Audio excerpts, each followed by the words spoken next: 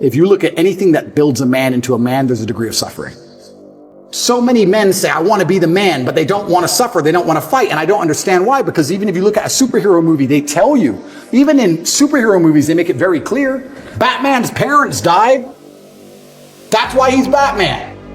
It's very hard to become a man and have a man who's respected and has stories and is capable when he only had a nice life and nice experiences. It's usually the things that made you the best version of you are usually the worst things that happened to you. All the bad things have to happen. There's no way to get there without the bad things. Where do you find the strength when you're in these difficult situations? I always find the strength from my last name. I'm Andrew Tate. I'm Andrew Tate, so I just have to do it. I'm in a Romanian jail cell. I wake up, there's cockroaches in my bed. They're all over my face. What am I going to cry? Am I going to go and sign a piece of paper and say I'm guilty? I'm going to sell my brother out? No, I'm going to take the cockroaches off my mouth. I'm going to do some push-ups because I'm Andrew Tate. When shit really gets hard, honor and courage and bravery and your last name is all you've ever had. Especially with men, none of them are bestowed with the things that the masculine essence needs to be a good man. You need pride, you need honor. Matrix Media, they say, why did you get so big? Because I'm telling the truth. I'm telling the truth, which every man knows is intrinsically true in his heart, because God has instilled him with a basic degree of morality of right and wrong. I'm saying things to a 17-year-old boy and he's going, he makes sense. I get it. Everything I was told so far just didn't quite click, but this does. And that's what they're so scared of. I was talking about this the other day. I was talking about how I have a pet peeve, and one of my pet peeves is painkillers. And I was being typical me, and I was going over the top. And I was discussing with this guy. This guy said, have you got any aspirin? I said, there's no aspirin in my house. And he said, why? I said, brother, you are not facing 1% of the life difficulties I am facing. Think about it. No government's trying to lock you up. The Matrix isn't after you. They're not trying to frame you. Nobody wants you dead. When God finally gives you a tiny headache, to give you something to show you're half a man, a little bit of resilience, you pussy out and take an aspirin. Can you just have a headache? Just have a headache. And not only just have a headache and don't mention it, because I don't care. So don't even talk about it. Nobody needs to know. What do you want? You want therapy? You want sympathy? Nobody cares you have a headache. Shut up. Like nearly any problem on earth, whether it's men's mental health, whether it's women's mental health, no matter what it is, whether it's crime, no matter what it is, how do you fix the problem? By building men of caliber, by building men of capability and status and honor and dignity, and by building men of ability to be good standing citizens who are respected by their peers. All of it comes back to improving men. All of it. Every single problem you can possibly name, it comes back to building strong men of capability who are respected. That's all. It's the baseline of humanity. Men always has been the baseline of humanity.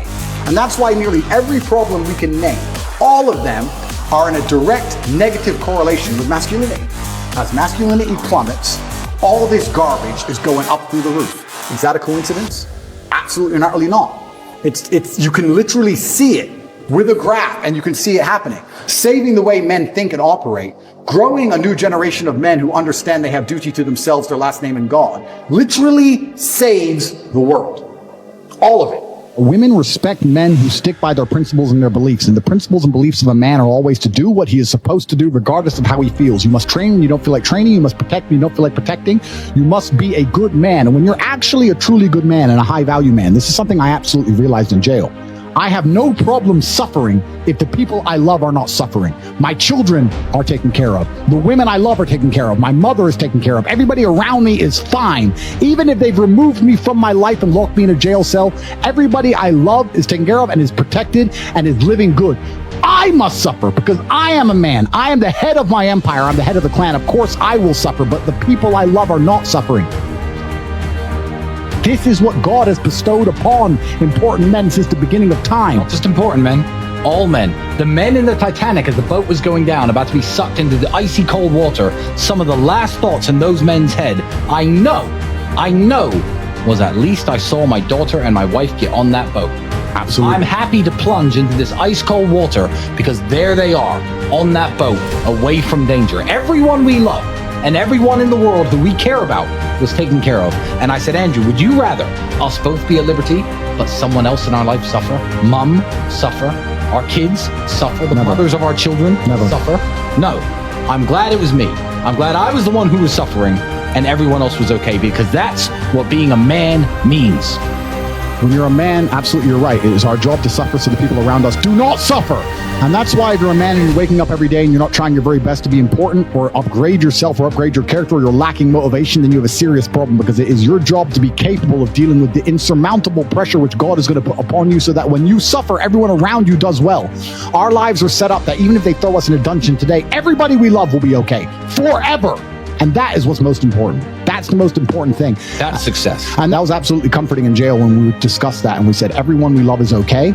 You and I just have to make it through this. And that's absolutely and utterly comforting. And if you're a man sitting at home right now, you need to sit and say, okay, if they plucked me from my life, if they picked me up and threw me in a room and locked me in a jail cell, Which can happen. which can happen to anybody, especially as they continue these matrix attacks on masculinity as a whole, would your wife have a roof over her head? Would your children eat? Would your family be okay? Think about these things. This is what you're working for. You're not working to make money so you can buy a Lamborghini. You're working to make money, and you're thinking outside of the box, and you're becoming your best version of yourself, so all the people around you will always be okay no matter what happens. It is your job as a man to suffer. And we did our job fantastically, absolutely and utterly as we should. We always will. And we always will. And everybody around us was okay. And that is extremely comforting in times of hardship, because we're built for suffering. We were absolutely and utterly built for suffering. No matter how close I came to crying inside of that jail cell, I knew all the people around me were safe and all the people around me could eat. And that's all I cared about. I used my phone calls. When I would call other people and they were asking me how I was, I'd say, we don't want to talk about me. How are you? Are you okay? Are you okay with the media pressure? Are you okay? Are your bills paid? Do you have money? Can you eat? I'm in a jail cell in Romania, making sure that everyone I love is okay. I don't need them to sit and worry about me. I worry about them. I sat in a jail cell making sure I could fix the problems for the people I love outside in the free world from a dungeon. That is what a man does, and you must prepare and set up your life for that. You must be prepared to be plucked from life. And understand that everybody around you who once relied on you will still be relying on you, even when you sit in that jail cell. It's still up to you. You are still the man of the household. You are still the top G of your life. Only you. And if you don't pay the bills, who's going to do it? Your wife's just going to what? Go get a job, get like 5 jobs and raise your kids? How's she going to do that? You must be prepared for these things. That is what you're working for. So if you wake up every day as a man and you say, I don't have motivation to become strong, I don't want to work hard and get rich, I don't want to try and become financially free, what you're saying is that the second you disappear from your matrix controlled job, everyone who loves you and respected you and relied on you is going to starve. How can you live that way as a man? Absolutely and utterly unacceptable.